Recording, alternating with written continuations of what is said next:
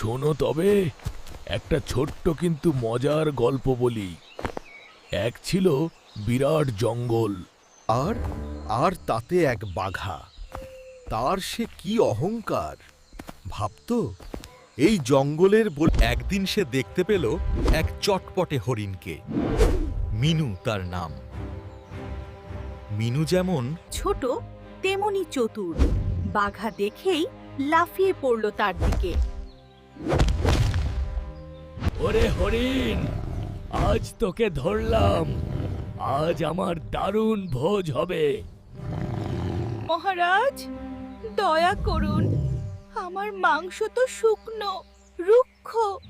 তাছাড়া মহারাজ, আমার কথা ছাড়ুন, তার চেয়েও ভয়ানক।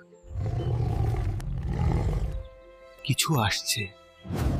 আমি একটা অদ্ভুত শব্দ শুনেছি।